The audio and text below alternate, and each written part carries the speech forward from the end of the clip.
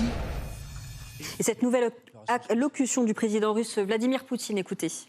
Les principaux combats, comme prévu, se déroulent non pas contre les forces régulières de l'armée ukrainienne, mais avec les bataillons nationalistes qui ont la responsabilité directe, comme on le sait, de l'effusion de sang dans le Donbass contre la population civile. Il y a aussi d'autres éléments terroristes qui ont été introduits dans ces bataillons, mais en plus, ils incitent à plus de violence et ils sont responsables. D'après les informations dont nous disposons, qui sont confirmées par le résultat concret, objectif, les néo-nazis et les partisans de Bandera disposent de lance-roquettes multiples dans les centres urbains importants, notamment Kharkov et Kiev. Ils ont l'intention de riposter aux troupes russes en frappant les zones résidentielles. Donc ils agissent comme les terroristes partout dans le monde. Ils se cachent dans les zones résidentielles et après ils pourront accuser la Russie de pertes parmi les civils. On sait suffisamment que tout cela se produit sur la recommandation de conseillers militaires étrangers, principalement américains. Encore une fois, je m'adresse aux militaires ukrainiens.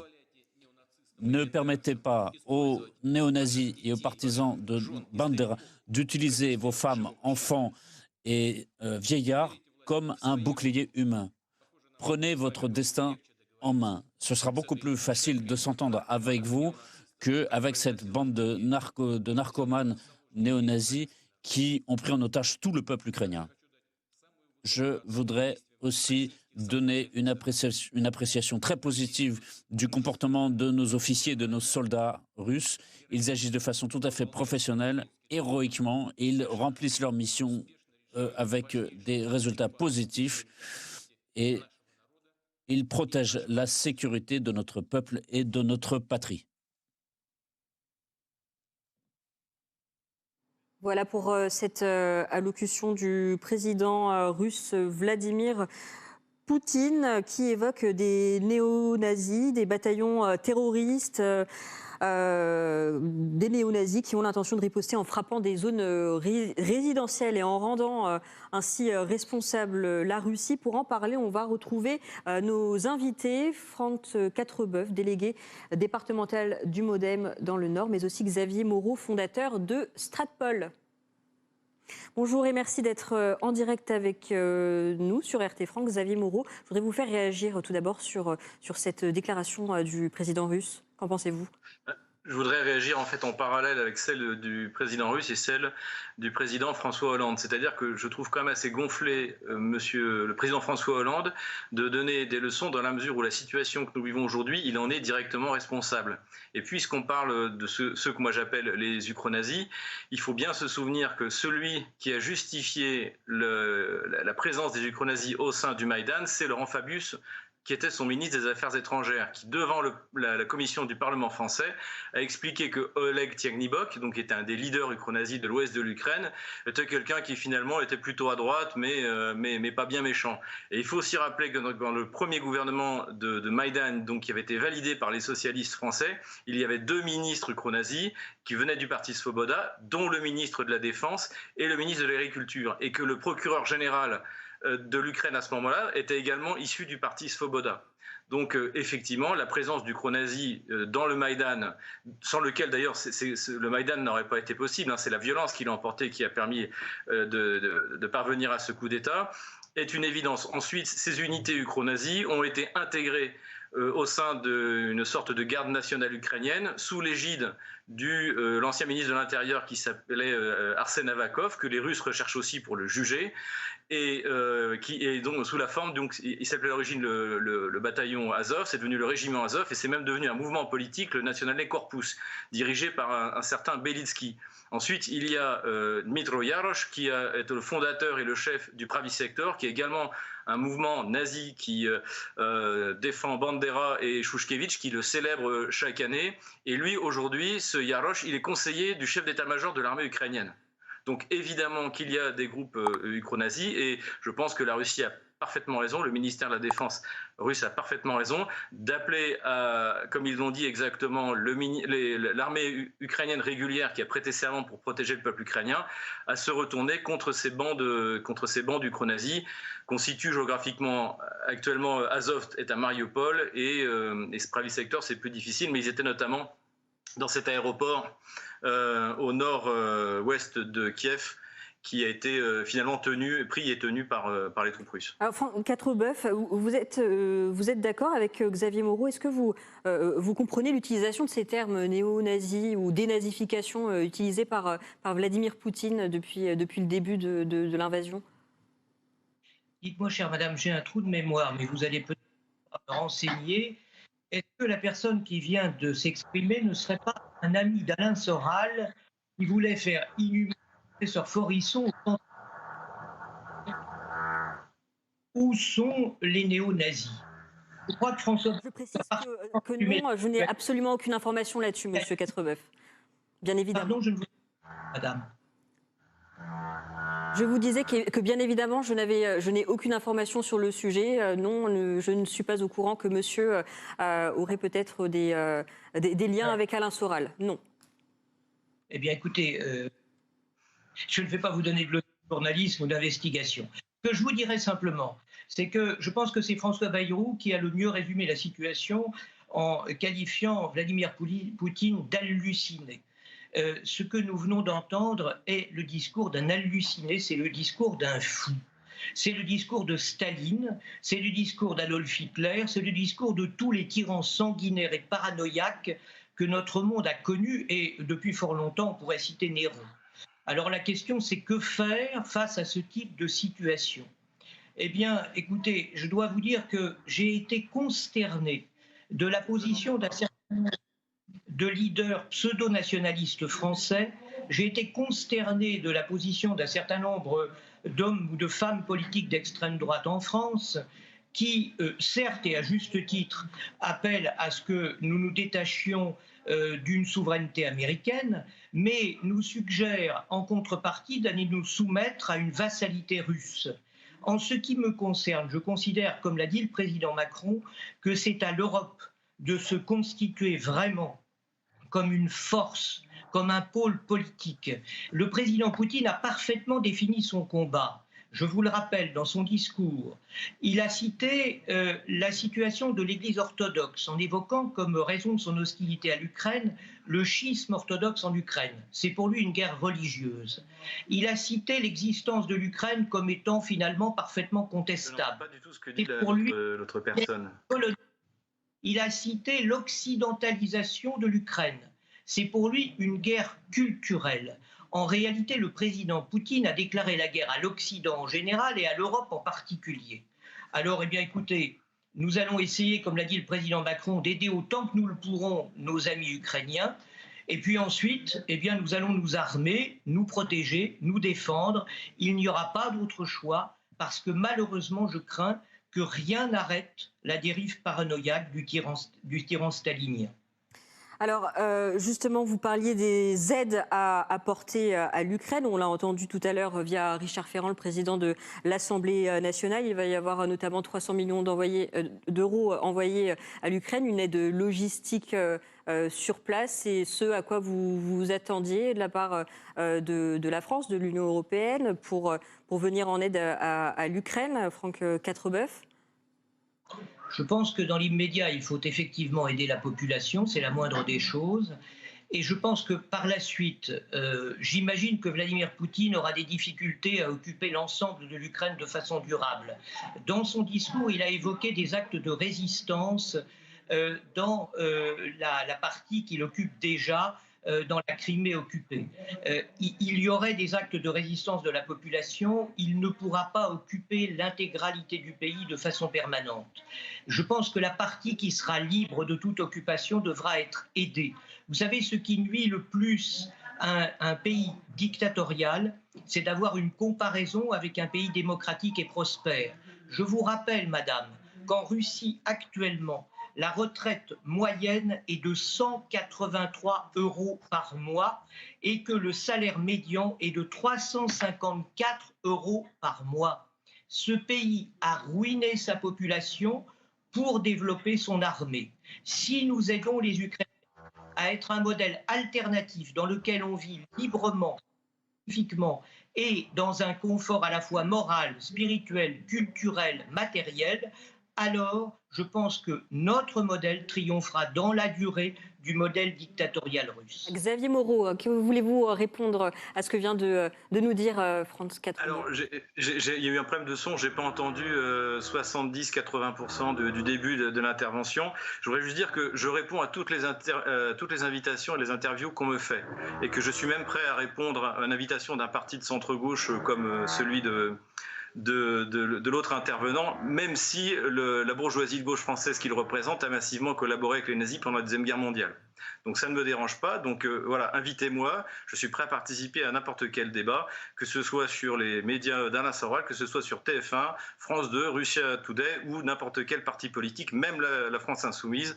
Je défends moi-même mes idées, j'écris moi-même mes livres, donc ça ne me pose aucun problème. Ensuite, la Russie que décrit donc cette personne est tout à fait... il parle d'une Russie qui n'existe pas. La Russie est une puissance économique qui a été redressée de manière magistrale par Vladimir Poutine depuis 22 ans. Et c'est pour ça que vous avez la plupart des grandes sociétés françaises qui s'y trouvent. Les chiffres qui sont donnés, notamment sur le niveau des retraites, etc., ne veulent absolument rien dire, puisque pour calculer la richesse réelle des Russes, il faut calculer en parité de pouvoir d'achat. Quand vous arrivez de Paris, ou de l'Île-de-France et que vous arrivez à Moscou, qui est une ville de 13 millions d'habitants, vous avez l'impression d'arriver à certains moments du tiers-monde dans la civilisation. Tout est numérisé. Les gens vivent extrêmement bien. Je ne dis pas que c'est parfait, mais aujourd'hui, le régime socialiste français n'a absolument aucune leçon de développement économique à donner. Et ensuite, vous dites que Vladimir Poutine a ruiné la Russie, c'est totalement faux. Lorsque Vladimir Poutine est au pouvoir, la Russie n'a que des dettes, notamment vis-à-vis du Club de Paris. Aujourd'hui, elle a des réserves de change à hauteur de 650 milliards de dollars. Elle a un fonds souverain à hauteur qui doit être aujourd'hui autour de 150-160 milliards de dollars. Chaque fois que le baril est supérieur à 40 dollars, et la Russie est le deuxième producteur et exportateur de pétrole au monde, tout ce qui dépasse 40 dollars est mis à l'intérieur de ce fonds souverain. La Russie n'a aucune dette. Elle est une véritable, et je reprends les termes de Bloomberg, qui a fait un article très intéressant il y a 15 jours au moment des menaces de sanctions, qui disait que la Russie est une forteresse financière face aux sanctions. Donc expliquer, l'industrie russe représente 30% de la production du PIB, quand en France on est à 13%.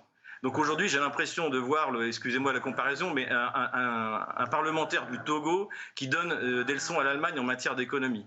Donc, et ensuite, aujourd'hui, parler d'envoyer de l'argent à l'Ukraine, ça ne sert absolument à rien, puisque le gouvernement ukrainien est complètement isolé. Et ce qui est plutôt positif, en revanche, ce serait plutôt de voir ce qui a été dit par M. Nicolas Sarkozy, puisque Nicolas Sarkozy, justement, lui a dit qu'il fallait négocier. Et moi, si j'étais Emmanuel Macron, au lieu de continuer dans cette hystérie que veut entretenir François Hollande, qui est responsable de la situation, j'enverrais Nicolas Sarkozy négocier avec Vladimir Poutine, parce que Nicolas Sarkozy, lui, est estimé en Russie.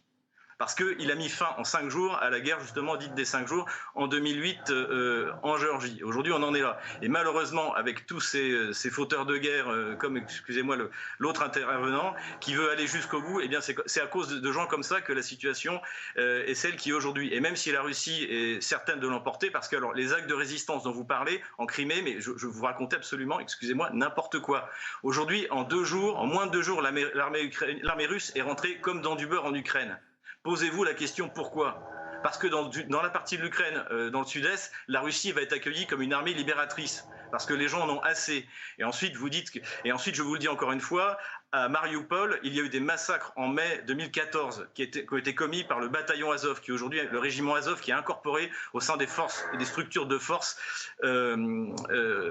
ukrainiennes. Voilà. Et c'est ces gens-là aujourd'hui qui ne lâchent pas prise. Donc la seule résistance auquel on assiste, c'est pas l'armée ukrainienne, ce sont ces bataillons, parce qu'ils savent que la Russie va arrêter leur chef et les juger. Et croyez-moi, il y aura un Nuremberg de ces bataillons que les socialistes français et leurs alliés ont soutenu depuis 8 ans. Alors, Xavier Moreau, on rappelle que vos propos n'engagent bien sûr que vous. Je voudrais qu'on recentre le débat sur l'actualité cet après-midi avec tout de même le sommet de l'OTAN. Le sommet de l'OTAN, qu'est-ce qu'on peut en attendre d'après vous, Franck Quatrebeu ? Écoutez, je crois qu'il faut être réaliste. Alors, je pense, moi, en ce qui me concerne, qu'il faudrait clairement dire, et je pense que les Ukrainiens en seront d'accord, que l'objectif n'est pas d'intégrer l'Ukraine à l'OTAN. Je pense que cela, de ce point de vue, vous savez, la Suisse est un pays neutre qui est tout à fait prospère. On pourrait imaginer faire de l'Ukraine un pays neutre et tout à fait prospère. Encore faut-il qu'en face, il y ait des interlocuteurs. Lorsque le ministre russe des Affaires étrangères invite l'armée ukrainienne à déposer les armes comme condition d'une négociation, il est bien évident qu'il serait totalement suicidaire de déposer les armes. Donc je pense au contraire qu'il faut résister le plus longtemps possible pour espérer finir par décourager l'agresseur russe et trouver un point d'équilibre et effectivement une négociation, une sortie. Mais je rappelle aussi, puisqu'on nous parlait de Nuremberg, que Munich n'a mené qu'à l'occupation, y compris l'occupation de la France. Il faut aussi, au sortir de cette crise, que l'Europe s'équipe, s'arme. Il faut aussi que l'Europe atteigne son indépendance énergétique. Il faut que nous sortions de la dépendance envers la Russie. Il faut enfin, et le président Macron l'a dit, que nous construisions cette Europe enfin, que ce soit une leçon. Parce que vraiment, encore une fois, je suis consterné de ces souverainistes qui sont des indépendantistes en crépon, parce qu'en réalité, à la première agression russe, ils se couchent. Ils sont souverainistes vis-à-vis de l'Union européenne, vis-à-vis des États-Unis, mais pas du tout vis-à-vis de la Russie. Moi, j'aspire à ce qu'il y ait une Europe forte, démocratique, et évidemment que pour l'instant l'OTAN nous aide, mais aussi qu'enfin une armée européenne se développe de façon défensive. Mais s'il faut reconstruire un mur, après tout les soviétiques avaient construit un mur pour empêcher leur population de s'enfuir dans le monde libre, nous pourrions envisager de construire un mur pour nous protéger des agressions. En tous les cas, il faut que nous parvenions préparer et à nous protéger. Donc, des réactions immédiates et ensuite une prise de conscience et une réorganisation dans la durée. Notre survie en dépend parce que rien ne dit que le tyran demain n'attaquera pas les pays baltes ou la Pologne, la Roumanie, la Bulgarie ou que sais-je encore, en contestant tout à coup leur droit à l'indépendance. Alors, Franz Quatrebeu, on constate tout de même avec la réunion des 27 qu'il y a une certaine unité de la part de l'Union européenne, en tout cas dans leurs décisions sur les sanctions qui ont été prises, n'est-ce pas ? Oui, mais c'est un bon début, c'est ce que je vous disais. C'est un bon début. Vous savez, l'Europe n'a pas été faite pour faire la guerre. L'Europe a été créée pour au sortir de la Seconde Guerre mondiale. L'Europe a été créée pour éviter que la guerre ne recommence. Et malheureusement, voilà que nous avons de nouveau la guerre en Europe à nos portes. Donc je pense qu'il faut effectivement, peut-être que ça peut être un choc salutaire. Alors malheureusement parce que le peuple ukrainien en fait les frais, mais peut-être que ce peut être un choc salutaire, une véritable unité européenne et une véritable souveraineté européenne. Et je pense que tous les Européens, et les centristes, vous savez, sont parmi les fondateurs de l'Europe, tous les Européens aspirent à cette souveraineté européenne, aspirent à cette unité européenne. Oui, c'est un bon début, mais il faudra aussi le gérer dans la durée. Parce que dans l'émotivité, dans l'émotion, on arrive à se mettre d'accord. Mais il faut aussi sacrifier nos égoïsmes individuels pour notre avenir collectif. Alors, Xavier Moreau, je voudrais aussi vous faire réagir sur le sommet de l'OTAN qui a eu lieu cet après-midi. D'après vous, quels en sont les enjeux ? Qu'est-ce qu'on peut en attendre ? Rien. L'Ukraine ne fait pas partie de l'OTAN. Donc, il a été répété à l'Ukraine, sans doute une partie des élites ukrainiennes ne voulait pas l'entendre, que l'OTAN ne l'aiderait pas. Donc, en fait, ils vont constater qu'ils ne peuvent rien faire. Les États-Unis vont symboliquement envoyer une dizaine de milliers peut-être de soldats de plus dans l'OTAN, dans les pays baltes, dans la Pologne, pourquoi pas. De toute manière, il faut pas se faire d'illusions. L'Allemagne et la France, qui sont, malgré les limites de leurs élites, sont parfaitement conscientes que la Russie n'a pas l'intention d'attaquer des pays de l'OTAN, puisque à l'intérieur de l'OTAN, il y a 3 puissances nucléaires, l'Angleterre, la France et les États-Unis, et que par principe, c'est ce qu'il faudra aussi rappeler, c'est que les pays nucléaires ne se font pas la guerre.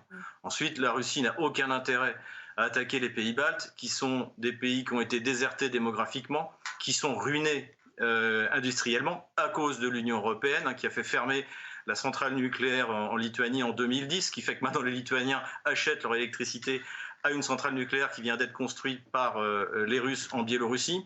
Donc la Russie n'a absolument aucune intention d'envahir les pays baltes, pas plus que la France n'a envie d'envahir le Bénin. Vous voyez. Donc inventer des histoires de menaces, mais bon, après on est dans de l'Orwell, c'est-à-dire on invente, c'est l'histoire de la guerre perpétuelle pour retenir les populations. Donc leur faire croire qu'il y a une menace russe sur l'Europe, c'est du même niveau. Et ensuite, moi je suis souverainiste, donc effectivement, la France n'a aucun intérêt en mer Noire. Pas plus à l'époque où Napoléon III a lancé la France dans la guerre de Crimée en 1853 qu'elle en a aujourd'hui. Donc il y a un problème entre l'Ukraine et la Russie, que la Russie le règle, que le président Emmanuel Macron invite Kiev et Moscou à se rencontrer dans une conférence de paix à Paris. Mais pour ça supposerait que la France soit neutre et arrête de menacer tous les jours la Russie de sanctions qui ne serviront à rien. Parce qu'aujourd'hui, encore une fois, la France est un pays économiquement au bord de la banqueroute qui ne peut pas menacer une puissance économique aussi importante que celle de la Russie. Regardez le classement du PIB en parité de pouvoir d'achat, regardez les indicateurs économiques. Même l'Allemagne, qui est devant la Russie dans le classement de ses économies, ne la menace pas comme la France ose le faire. Donc on est dans du délire. On invente un conflit qui n'existe pas. Si Emmanuel Macron, qui avait la chance il y a une semaine d'obtenir des concessions sur Minsk du président Zelensky, l'avait fait, s'il avait obtenu ne serait-ce qu'un échange de prisonniers, qu'une amnistie générale, qui sont des points dans les accords de Minsk qui auraient dû être remplis avant décembre 2015, on n'en serait pas là. Donc il faudrait mieux, au lieu de faire appel à une Europe virtuelle qui n'existe pas et qui n'existera jamais, faire appel aux grandes puissances européennes, la France, l'Italie, l'Allemagne, qu'elles deviennent raisonnables et qu'elles s'entendent avec cette autre grande puissance européenne, parce que la Russie est une grande puissance européenne, pour, je sais pas, essayer de recréer un nouveau traité de Vienne où on puisse, contrôler les excès de part et d'autre. Et enfin, pour conclure sur ce sujet, la situation aujourd'hui, elle est liée au fait que les Occidentaux ont soutenu un coup d'État antidémocratique en Ukraine en 2014. Le 21 février 2014, un accord de sortie de crise avait été trouvé, signé par Laurent Fabius, ministre des Affaires étrangères de l'époque, signé par Sikorski, ministre des Affaires étrangères polonais de l'époque, signé par Steinmeier, ministre allemand des Affaires étrangères de l'époque. L'accord prévoyait des élections légales d'ici 6 mois. Et donc une sortie de crise normale. L'accord n'a pas tenu plus de 24 heures. Et vous vous demandez pourquoi parce que donc le président Yanukovych avait accepté de retirer les forces de l'ordre de Kiev, et ensuite il a été chassé, il a failli se faire tuer. Et vous vous demandez pourquoi les Russes ne vous font pas confiance. Votre réaction, vous les Européens. M. Quatrebeu, allez-y. Bon, écoutez, c'est bien gentil de me dire que les pays, les puissances nucléaires ne se font pas la guerre, mais quand Vladimir Poutine a reçu Emmanuel Macron il y a quelques jours, il a quand même dit que si on contrariait ses projets, il utiliserait l'arme atomique. Alors, excusez-moi, dans le genre grand pacifiste, on a vu mieux. Malheureusement, c'est véritablement, il l'a dit, c'est une guerre qu'il engage. C'est faux. Non, c'est faux. Au contraire, il mettait... Bon, allez-y.